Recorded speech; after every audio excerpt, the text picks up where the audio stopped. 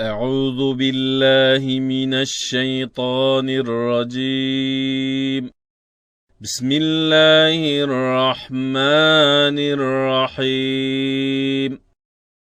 أعوذ بالله من الشيطان الرجيم. بسم الله الرحمن الرحيم.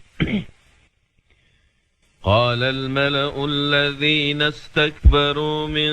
قومه لنخرجنك يا شعيب والذين آمنوا معك من قريتنا أو لتعودن في ملتنا قال أولو كنا كارهين قد افترينا على الله كذبا إن عدنا في ملتكم بعد إذ نجانا الله منها وما يكون لنا أن نعود فيها إلا أن يشاء الله ربنا وسع ربنا كل شيء علما على الله توكلنا ربنا افتح بيننا وبين قومنا بالحق وأنت خير الفاتحين. وقال الملأ الذين كفروا من قومه لئن اتبعتم شعيبا إنكم إذا لخاسرون فأخذتهم الرجفة فأصبحوا في دارهم جاثمين. الذين كذبوا شعيبا كأن لم يغنوا فيها الذين كذبوا شعيبا كانوا هم الخاسرين فتولى عنهم وقال يا قوم لقد أبلغتكم رسالات ربي ونصحت لكم فكيف آسى على قوم كافرين. وما أرسلنا في قرية من نبي إلا أخذنا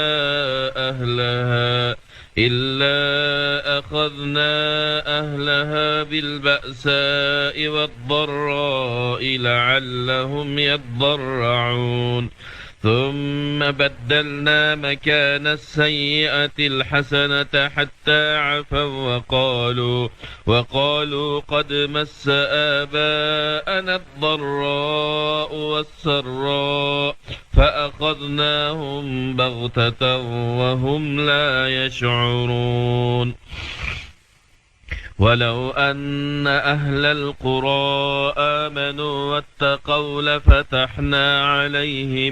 لفتحنا عليهم بركات من السماء والأرض ولكن كذبوا فأخذناهم بما كانوا يكسبون.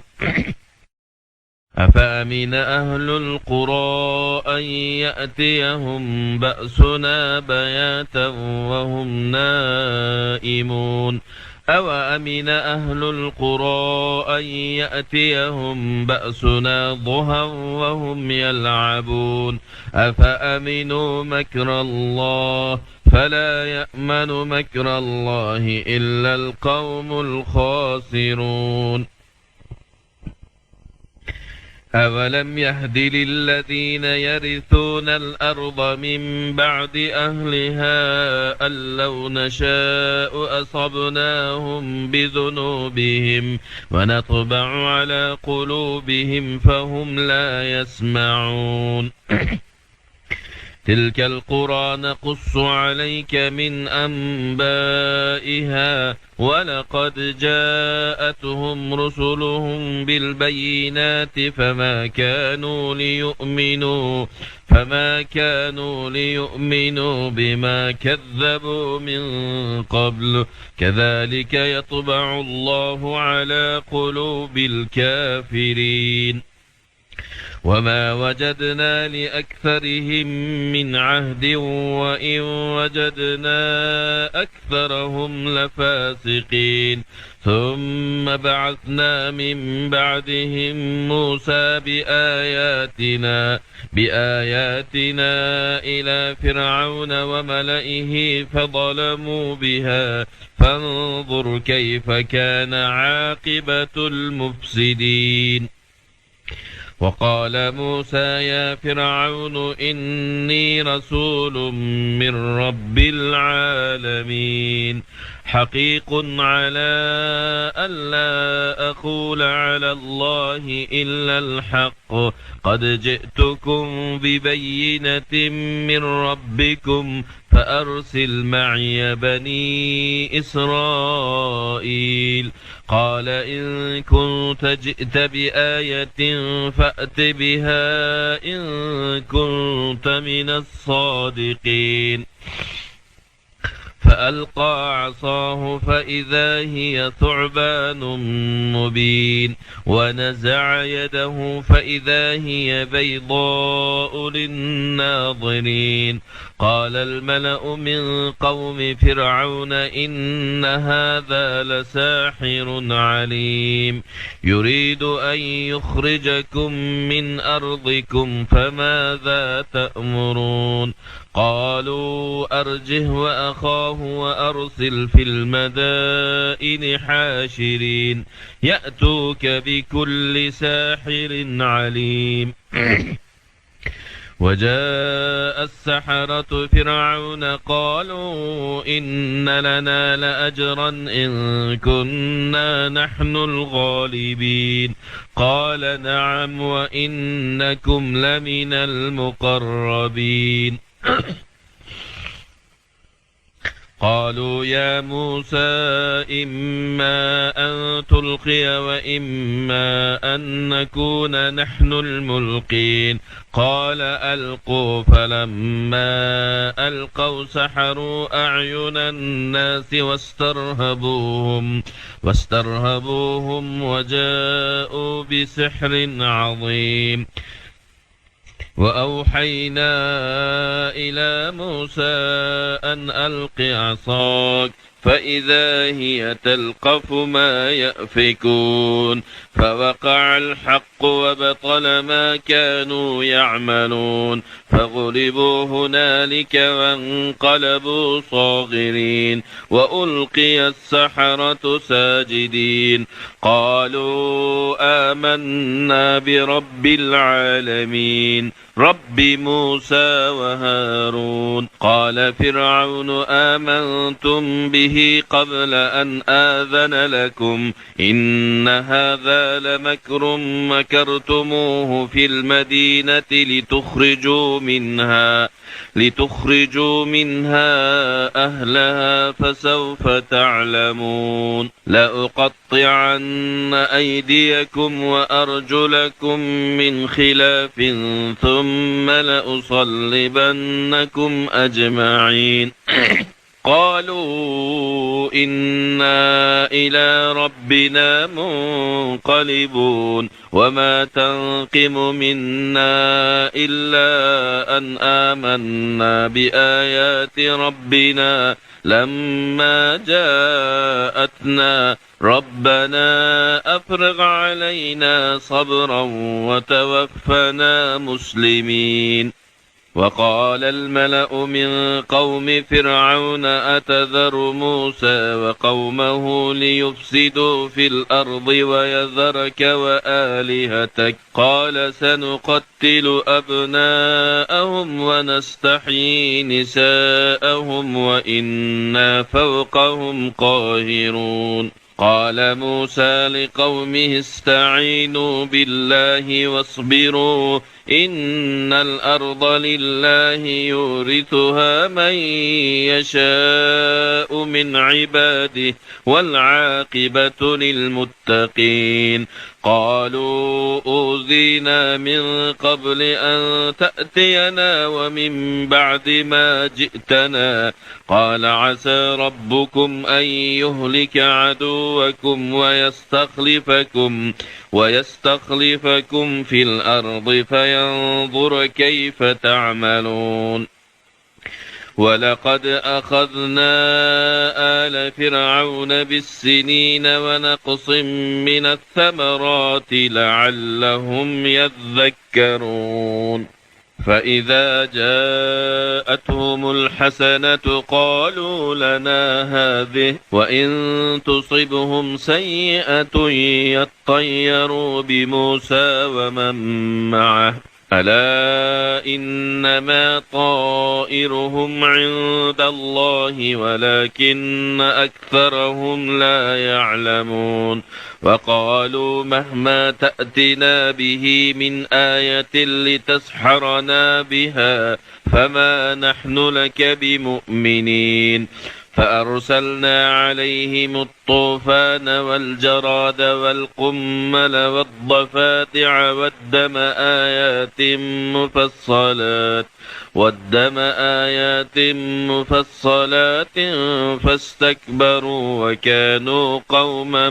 مجرمين ولما وقع عليهم الرجز قالوا يا موسى ادع لنا ربك بما عهد عندك لئن كشفت عنا الرجز لنؤمنن لك ولنرسلن معك بني إسرائيل فلما كشفنا عنهم الرجز إلى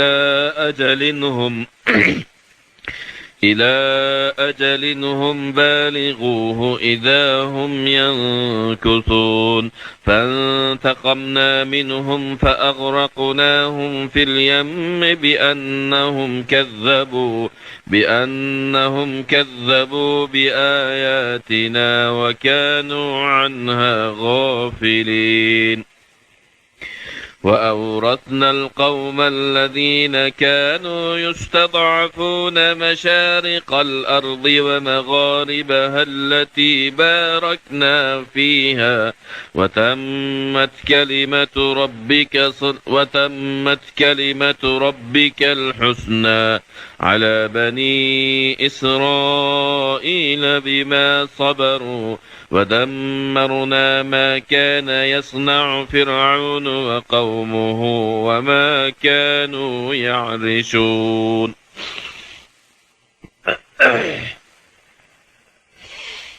وجاوزنا ببني إسرائيل البحر فأتوا على قوم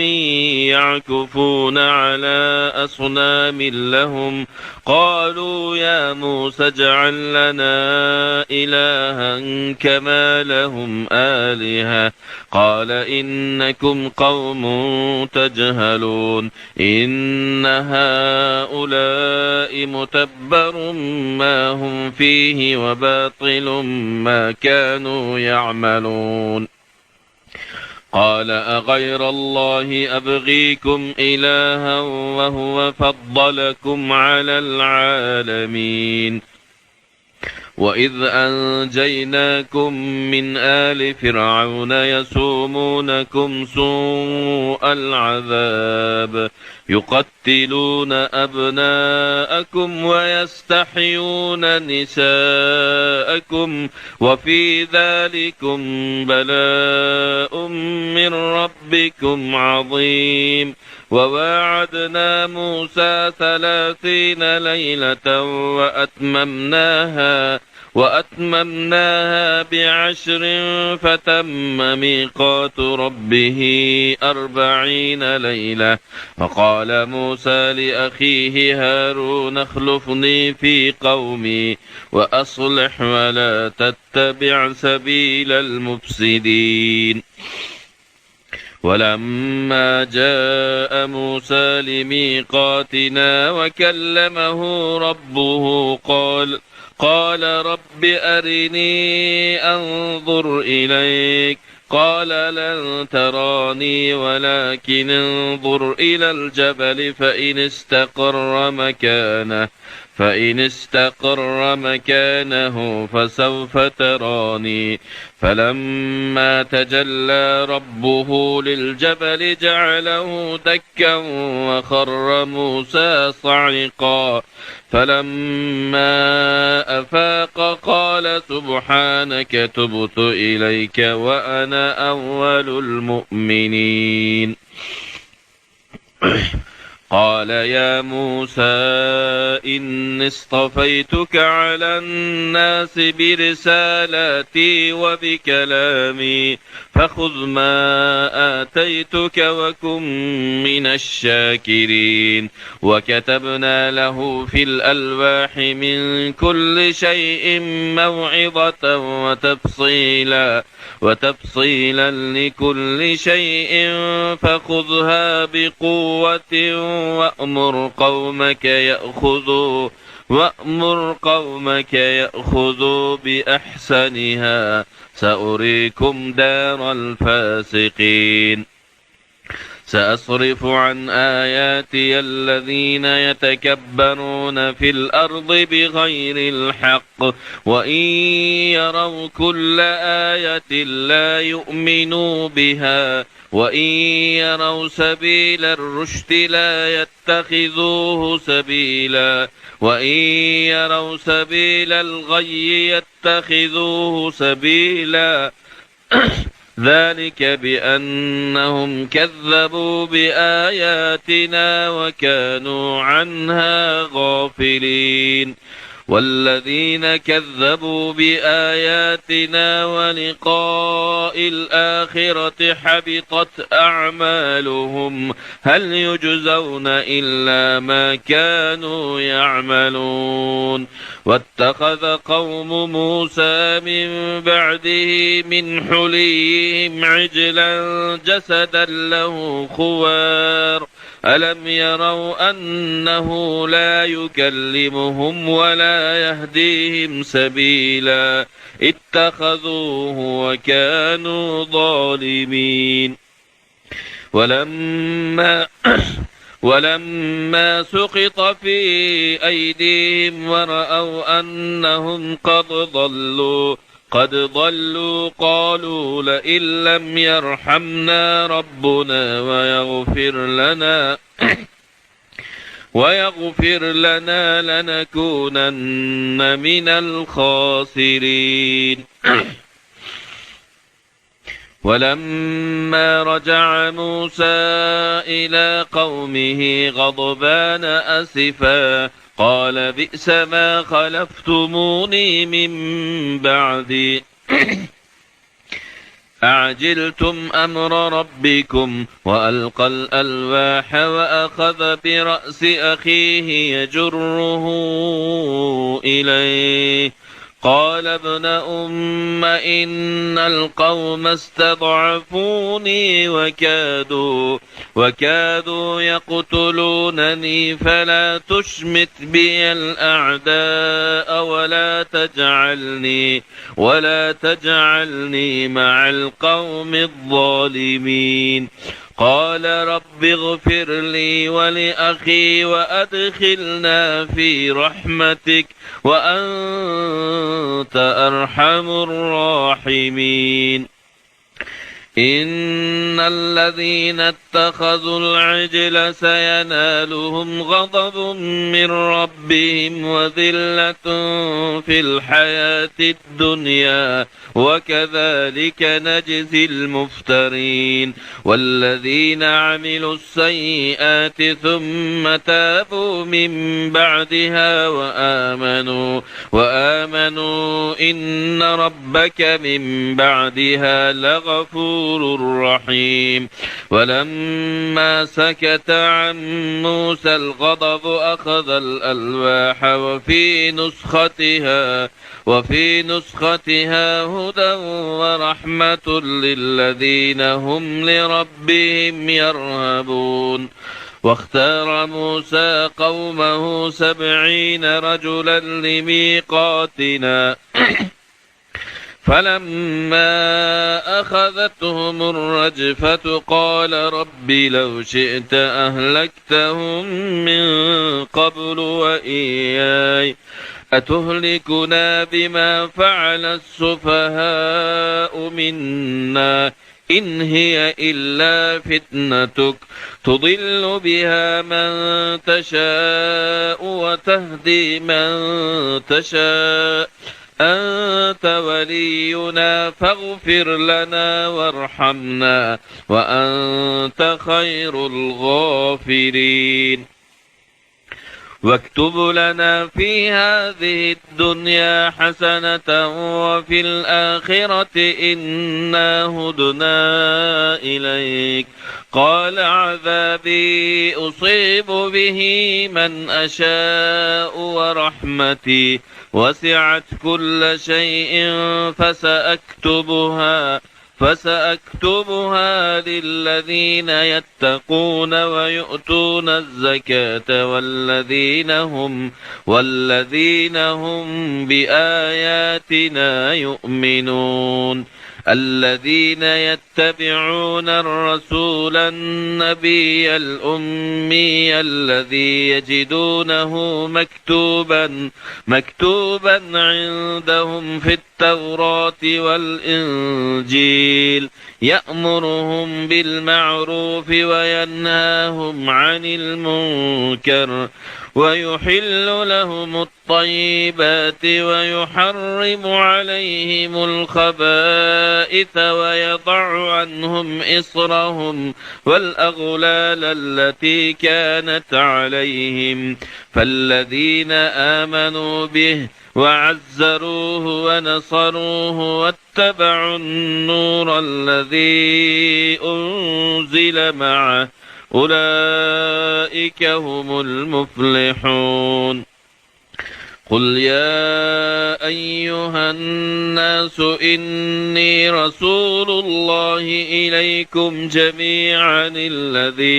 الذي له ملك السماوات والأرض لا إله إلا هو يحيي ويميت. فآمنوا بالله ورسوله النبي الأمي الذي يؤمن بالله وكلماته واتبعوه لعلكم تهتدون. ومن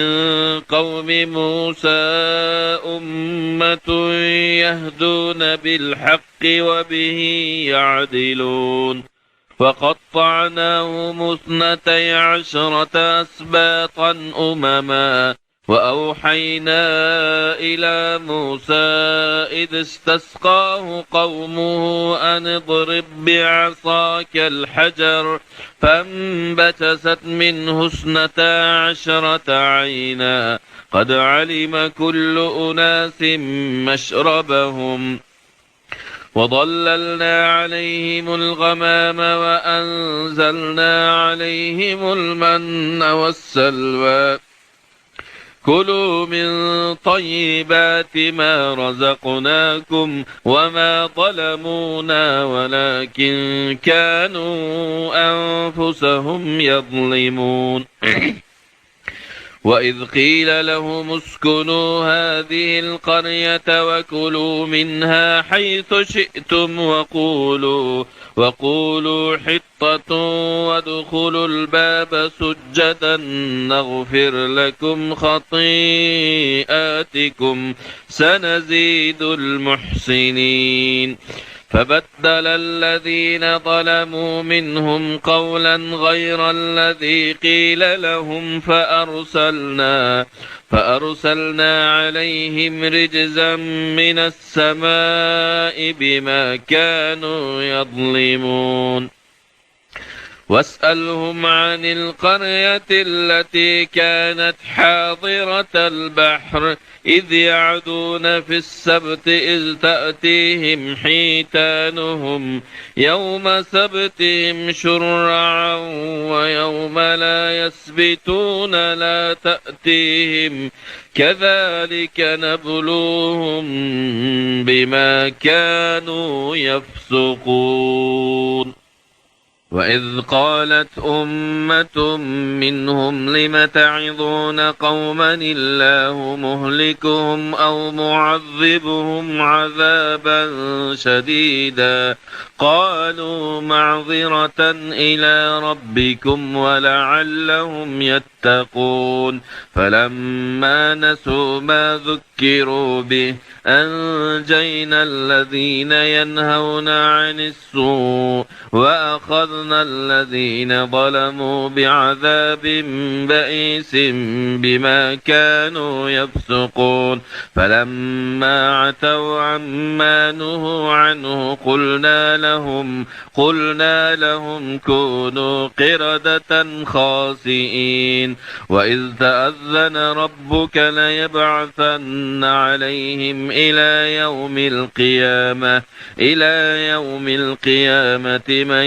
يسومهم سوء العذاب إن ربك لسريع العقاب وإنه لغفور رحيم وقطعناهم في الأرض أمما منهم الصالحون ومنهم دون ذلك وبلوناهم بالحسنات والسيئات لعلهم يرجعون فخلف من بعدهم خلف ورثوا الكتاب يأخذون عرض هذا الأدنى ويقولون سيغفر لنا وإن يأتهم عرض مثله يأخذوا ألم يؤخذ عليهم ميثاق الكتاب ألا يقولوا على الله إلا الحق ودرسوا ما فيه والدار الآخرة خير للذين يتقون أفلا تعقلون والذين يمسكون بالكتاب وأقاموا الصلاة إنا لا نضيع أجر المصلحين وإذ نتقنا الجبل فوقهم كأنه ظلة وظنوا أنه واقع بهم خذوا ما آتيناكم بقوة واذكروا ما فيه لعلكم تتقون وإذ أخذ ربك من بني آدم من ظهورهم ذريتهم وأشهدهم على أنفسهم ألست بربكم قالوا بلى شهدنا أن تقولوا يوم القيامة إنا كنا عن هذا غافلين أو تقولوا إنما أشرك آباؤنا من قبل وكنا ذرية من بعدهم أفتهلكنا بما فعل المبطلون وكذلك نفصل الآيات ولعلهم يرجعون واتل عليهم نبأ الذي آتيناه آياتنا فانسلخ منها فأتبعه الشيطان فكان من الغاوين ولو شئنا لرفعناه بها ولكنه أخلد إلى الأرض واتبع هواه فمثله كمثل الكلب إن تحمل عليه يلهث أو تتركه يلهث ذلك مثل القوم الذين كذبوا بآياتنا فاقصص القصص لعلهم يتفكرون ساء مثلا القوم الذين كذبوا بآياتنا وأنفسهم كانوا يظلمون من يهد الله فهو المهتد ومن يضلل فأولئك هم الخاسرون من يهد الله فهو المهتدي ومن يضلل فأولئك هم الخاسرون ولقد ذرأنا لجهنم كثيرا من الجن والإنس لهم قلوب لا يفقهون بها ولهم أعين لا يبصرون بها ولهم آذان لا يسمعون بها أولئك كالأنعام بل هم أضل أولئك هم الغافلون ولله الأسماء الحسنى فادعوه بها وذروا الذين يلحدون في أسمائه سيجزون ما كانوا يعملون وممن خلقنا أمة يهدون بالحق وبه يعدلون والذين كذبوا بآياتنا سنستدرجهم من حيث لا يعلمون وأملي لهم إن كيدي متين أولم يتفكروا ما بصاحبهم من جنة إن هو إلا نذير مبين أولم ينظروا في ملكوت السماوات والأرض وما خلق الله من شيء وأن عسى أن يكون قد اقترب أجلهم فبأي حديث بعده يؤمنون من يضلل الله فلا هادي له ويذرهم في طغيانهم يعمهون يسألونك عن الساعة أيان مرساها قل إنما علمها عند ربي لا يجليها لوقتها إلا هو ثقلت في السماوات والأرض لا تأتيكم إلا بغتة يسألونك كأنك حفي عنها قل إنما علمها عند الله ولكن أكثر الناس لا يعلمون قل لا أملك لنفسي نفعا ولا ضرا إلا ما شاء الله ولو كنت أعلم الغيب لأستكثرت من الخير وما مسني السوء إن أنا إلا نذير وبشير لقوم يؤمنون هو الذي خلقكم من نفس واحدة وجعل منها زوجها ليسكن إليها فلما تغشاها حملت حملا خفيفا فمرت به فلما أثقلت دعوا الله ربهما لئن آتيتنا صالحا لنكونن من الشاكرين فلما آتاهما صالحا جعل له شركاء فيما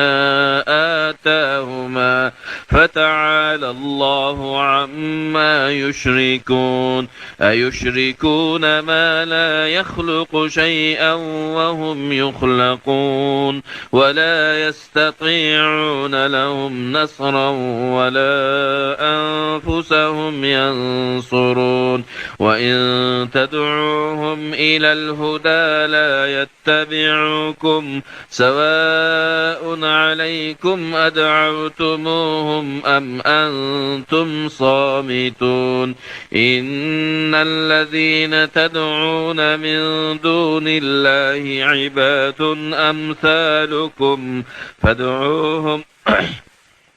فادعوهم فليستجيبوا لكم إن كنتم صادقين ألهم أرجل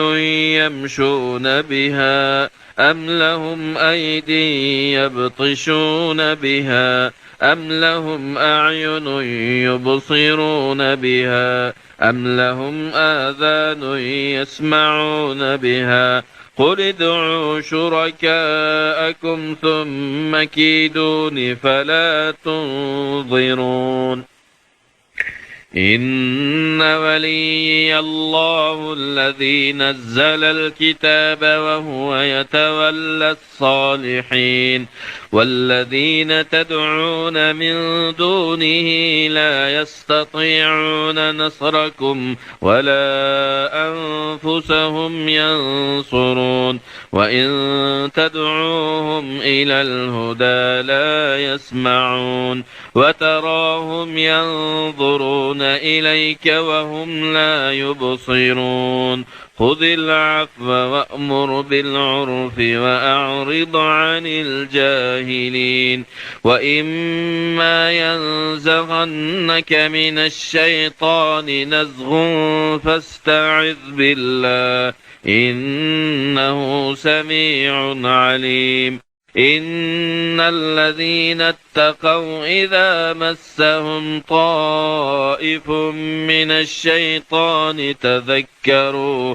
الشيطان تذكروا فإذا هم مبصرون وإخوانهم يمدونهم في الغي ثم لا يقصرون وإذا لم تأتهم بآية قالوا لولا اجتبيتها قل إنما أتبع ما يوحى إلي من ربي هذا بصائر من ربكم وهدى ورحمة لقوم يؤمنون وإذا قرئ القرآن فاستمعوا له وأنصتوا لعلكم ترحمون واذكر ربك في نفسك تضرعا وخيفة ودون الجهر من القول بالغدو والآصال ولا تكن من الغافلين إن الذين عند ربك لا يستكبرون عن عبادته ويسبحونه وله يسجدون أعوذ بالله من الشيطان الرجيم بسم الله الرحمن الرحيم يسألونك عن الأنفال قل الأنفال لله والرسول فاتقوا الله وأصلحوا ذات بينكم وأطيعوا الله ورسوله إن كنتم مؤمنين إنما المؤمنون الذين إذا ذكر الله وجلت قلوبهم وإذا تليت عليهم آياته زادتهم إيمانا وإذا تليت عليهم آياته زادتهم إيمانا وعلى ربهم يتوكلون الذين يقيمون الصلاة ومما رزقناهم ينفقون أولئك هم المؤمنون حقا لهم درجات عند ربهم ومغفرة ورزق كريم كما أخرجك ربك من بيتك بالحق وإن فريقا من المؤمنين لكارهون يجادلونك في الحق بعدما تبين كأنما يجادلونك في الحق بعدما تبين كأنما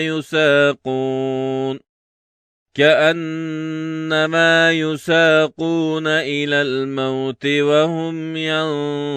ينظرون. وإذ يعدكم الله إحدى الطائفتين أنها لكم وتودون أن غير ذات الشوكة تكون لكم ويريد الله أن يحق الحق بكلماته ويقطع دابر الكافرين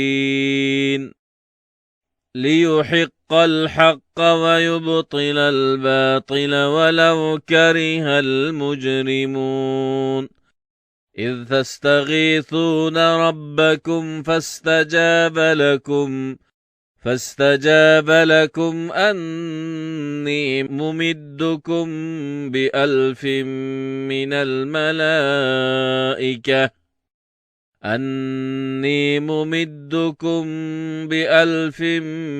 الملائكة مردفين. وما جعله الله إلا بشرى ولتطمئن به قلوبكم وما النصر إلا من عند الله إن الله عزيز حكيم.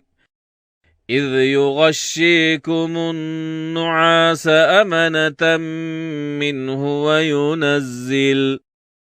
وينزل عليكم من السماء ماء ليطهركم به ويذهب عنكم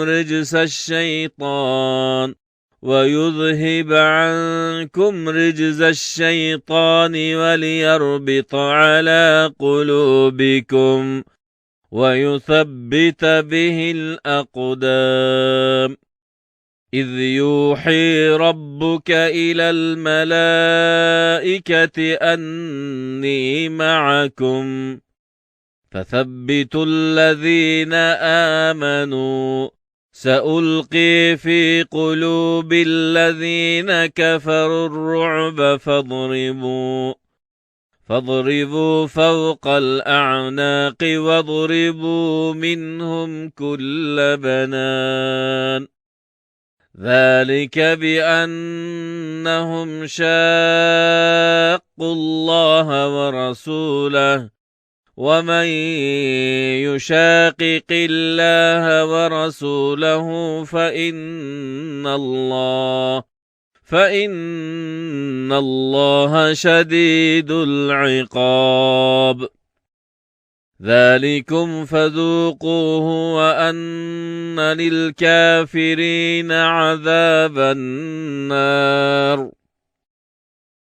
يا أيها الذين آمنوا إذا لقيتم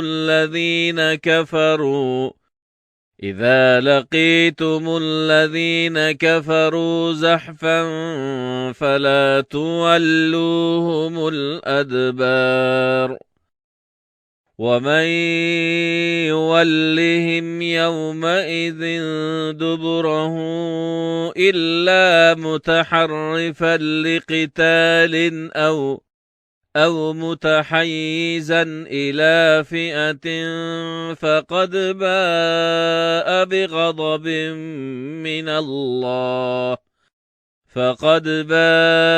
بغضب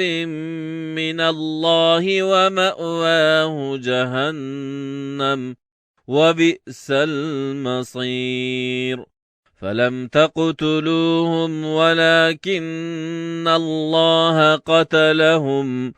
وما رميت إذ رميت ولكن الله رمى وليبلي المؤمنين منه بلاء حسنا إن إن الله سميع عليم ذلكم وأن الله موهن كيد الكافرين إن تستفتحوا فقد جاءكم الفتح وإن تنتهوا فهو خير لكم وإن تعودوا نعد ولن تغني عنكم فئتكم شيئا ولو كثرت وأن الله مع المؤمنين يا أيها الذين آمنوا أطيعوا الله ورسوله ولا تولوا عنه وأنتم تسمعون ولا تكونوا كالذين قالوا سمعنا وهم لا يسمعون إن شر الدواب عند الله الصم البكم الذين لا يعقلون ولو علم الله فيهم خيرا لأسمعهم ولو أسمعهم لتولوا وهم معرضون يا أيها الذين آمنوا استجيبوا لله وللرسول إذا دعاكم لما يحييكم واعلموا أن الله يحول بين المرء وقلبه وأنه إليه تحشرون واتقوا فتنة لا تصيبن الذين ظلموا منكم خاصة واعلموا أن الله شديد العقاب واذكروا إذ أنتم قليل مستضعفون في الأرض تخافون أن يتخطفكم الناس فآواكم وأيدكم بنصره ورزقكم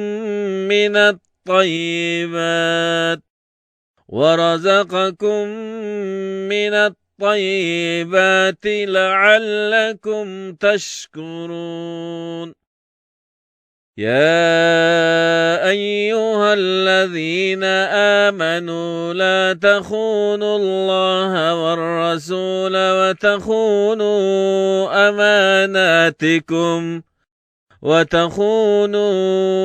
أماناتكم وأنتم تعلمون واعلموا أنما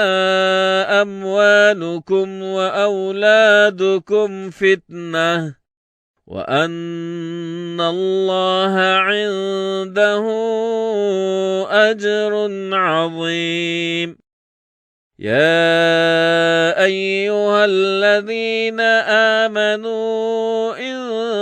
تتقوا الله يجعل لكم فرقانا ويكفر عنكم سيئاتكم ويغفر لكم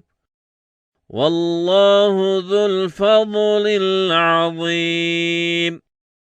وإذ يمكر بك الذين كفروا ليثبتوك أو يقتلوك أو يخرجوك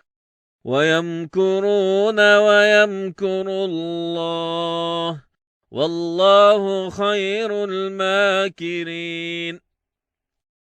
وإذا تتلى عليهم آياتنا قالوا قد سمعنا